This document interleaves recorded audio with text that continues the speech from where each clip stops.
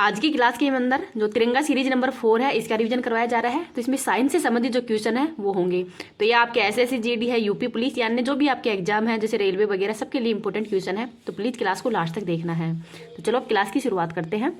पादप हार्मोन्स, तो पादप हार्मोन्स कौन कौन से हैं? तो ऑक्सिन, तो ये कोशिकाओं की वृद्धि के लिए इंपॉर्टेंट है। जिब्रेलिन, तो पौधों के सभी भागों के अंदर वृद्धि के लिए है। और साइटोकाइनिन, तो कोशिका विभाजन में वृद्धि तथा पौधों के अंगों के निर्माण के अंदर साइटोकाइनिन हार्मोन है, इसका मतलब जो साइटोकाइनिन हार्मोन है इसका यूज किया जाता है।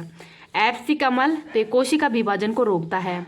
और एथिलीन, ये भी कच्चे फलों को पकाने और एक वृद्धि अवरोधक हार्मोन है। तो वृद्धि अवरोधक हार्मोन कौन सा है? तो एथिलीन है। और एक कच्चे फलों को पकाने में इसका यूज किया जाता है। तो एक ऑक्सिन, जिब्रेलिन और साइटोकाइनिन ये सब वृद्धि हार्मोन है। और अवरोधक हार्मोन है एथिलीन। पादप उत्तक, तो पादप उत्तक दो प्रकार के हैं, जाइलम और फ्लोएम। तो जाइलम का काम है कि जड़ों से पत्तियों तक पानी पहुंचाने का कार्य करता है। तो जड़ से पौधों तक, जो पत्तियों तक पानी पहुंचाने का काम जाइलम करता है। और फ्लोएम का काम है कि जो भोज्य पदार्थ है उनको पौधे के सभी भागों तक पहुंचाना। तो जो भोजन है उसको पौधे के सभी भागों तक पहुंचाने का काम है वो फ्लोएम करता है। आगे देखते हैं प्रोलैक्टिव हार्मोन या मेमोट्रोपिक हार्मोन। तो महिलाओं के अंदर ही जो दूध ग्रंथियां हैं उनके दुग्ध स्त्राव का काम करता है। ऑक्सीटोसिन हार्मोन, तो दूध निष्कासन हार्मोन है। और ये प्रसव पीड़ा है, ये भी ऑक्सीटोसिन हार्मोन के कारण ही होती है। वेसोप्रेसिन हार्मोन, तो इसकी कमी से मूत्र है वो बार बार आता है। और डायबिटीज इंसिपिडियस, तो ये जो डायबिटीज इंसिपिडियस है ये किसके कारण होता है? तो ये वेसोप्रेसिन जो हार्मोन है उसकी कमी के कारण ही होता है। कैल्सिटोनिन हार्मोन, तो रुधिर के अंदर कैल्शियम फास्फेट की मात्रा को नियंत्रण करने का काम है वो कैल्सिटोनिन हार्मोन है वही करता है। तो इनका नाम भी याद रख लीजिएगा। तो इंपोर्टेंट क्वेश्चन है, इनको याद रख लीजिएगा। रक्त क्या है? तो रक्त एक तरल संयोजी ऊतक है और इसमें प्लाज्मा है वो 55% पाया जाता है। रुधिर कोशिकाएं पाई जाती है। तो रुधिर कोशिकाएं, प्लाज्मा, इन सबसे मिलकर ही रक्त है वो बनता है।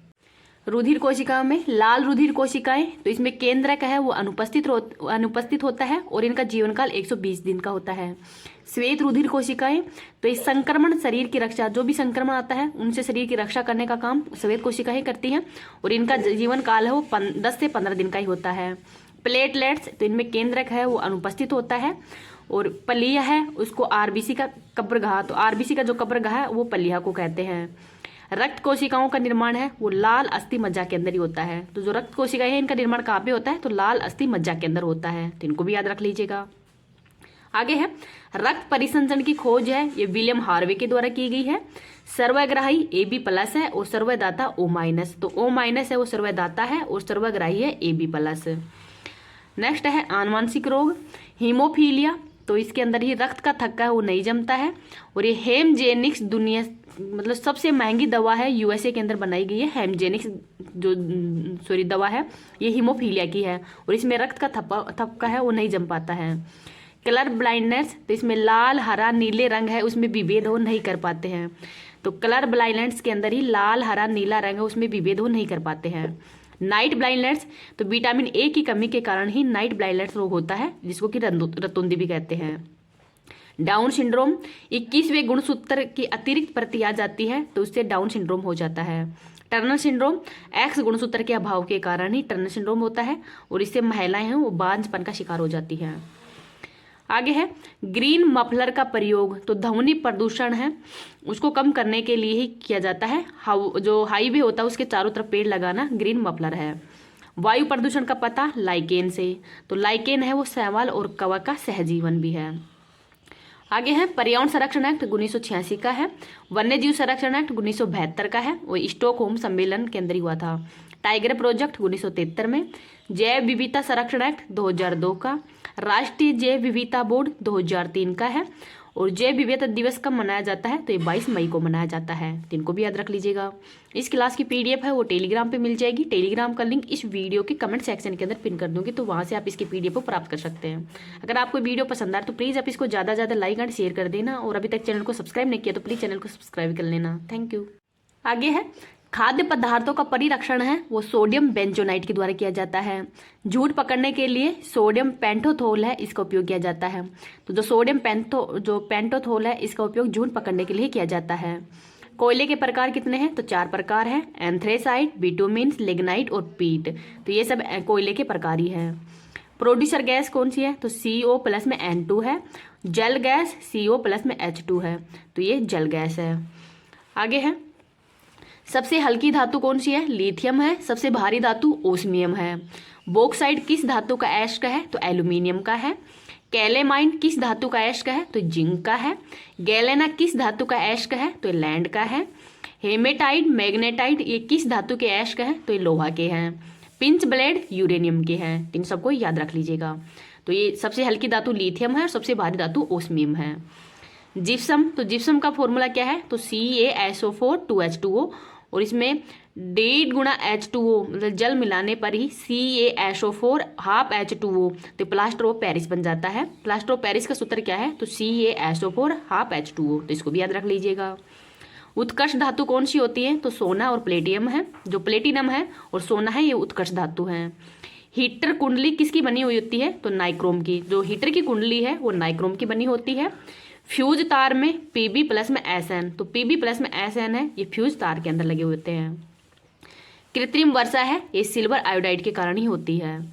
चुनाव जो चुनाव होता है उसमें अंगुली पर जो निशान लगाया जाता है वो स्याही AgNO3, तो AgNO3 है, इससे बनी होती है। फोटोग्राफी के अंदर सिल्वर ब्रोमाइड का उपयोग किया जाता है AgBr का। क्विक सिलर किसे कहते हैं? तो पारा को कहते हैं। सफेद सोना प्लेटिनम को कहते हैं। नीला थोता कॉपर सल्फेट, तो जो कॉपर सल्फेट है CuSO4 इसको नीला थोता कहते हैं, तो इसको भी याद रख लीजिएगा। चूहा मारने की दवा जिंक फास्फाइड है, तो जो जिंक फास्फाइड है ये चूहा मारने की दवा है।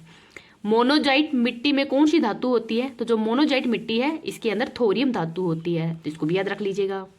आगे देखते हैं विटामिन, इनका वैज्ञानिक नाम और रोग और इनके स्रोत क्या है इनके बारे में देखते हैं। तो विटामिन की खोज है ये पंक ने की है। विटामिन ए का नाम रेटिनोल है, इसका वैज्ञानिक नाम है, और इससे कमी से रोग रतुंधी हो जाता है। और स्रोत हैं दूध, गाजर, अंडा, इन सब में विटामिन ए पाया जाता है। विटामिन डी का वैज्ञानिक नाम कैल्सीफेरोल है, और इसी कमी से रिकेट्स रोग होता है बच्चों के अंदर। और जो मलेशिया रोग है ये वेस्ट के अंदर होता है। और ये सूर्य का जो प्रकाश है वही इसका स्रोत है। विटामिन ई का वैज्ञानिक नाम टेकोफेरोल है, और इससे रोग होता है कि जनन क्षमता है उसमें कमी आ जाती है इसकी कमी से ही। तो बादाम, सोयाबीन इन सब में विटामिन ए पाई जाती है। विटामिन के, तो फिलोक्विनोन इसका वैज्ञानिक नाम है। हीमोफीलिया इसकी कमी से रोग हो जाता है, और इसका उपचार है अनार अंडा, तो अनार अंडा है ये इसके उपचार हैं, तो इनको भी याद रख लीजिएगा। विटामिन ये सब वसा के अंदर घुलनशील हैं। A, D, E, K ये वसा के अंदर घुलनशील विटामिन है, और विटामिन बी और सी है ये जल में घुलनशील है। तो B1, तो इसका वैज्ञानिक नाम थाइमीन है, और इसकी रोग कौन सा है? तो बेरी रोग है, और अनाज व दूध के अंदर विटामिन B1 पाया जाता है। B2 का वैज्ञानिक नाम राइबोफ्लेविन है, कमी से किलोसिस रोग हो जाता है, और यकृत, टमाटर, मशरूम ये सब इसके स्रोत हैं। विटामिन B3 का वैज्ञानिक नाम नियोसिन है, पेलाग्रा इससे रोग हो जाता है, और मशरूम व मूंगफली के अंदर ही विटामिन B3 पाया जाता है। विटामिन B5, तो पैंटोथीनिक है ये इसका वैज्ञानिक नाम है, और इसे कमी से बाल सफ़ेद व जनन क्षमता के अंदर कमी हो जाती है। तो मक्का और दही के अंदर विटामिन B5 पाया जाता है। इसकी ट्रिक क्या है? तो रथ पर एक ट्रॉफी, तो रथ पर एक ट्रॉफी ये इन विटामिन की ट्रिक है, तो इनको भी याद रख लीजिएगा। विटामिन B12 का वैज्ञानिक नाम है साइनोकोबाल्विन, और रुधिर छिड़ता है इससे रोग होता है, और दूध व मछली के अंदर विटामिन B12 पाया जाता है। विटामिन C, तो वैज्ञानिक नाम एस्कोर्बिकमल है, स्कर्वी रोग हो जाता है, और नींबू और आलू जैसे मिर्च वगैरह है इन सब के अंदर ही विटामिन C पाया जाता है, तो इनको भी याद रख लीजिएगा।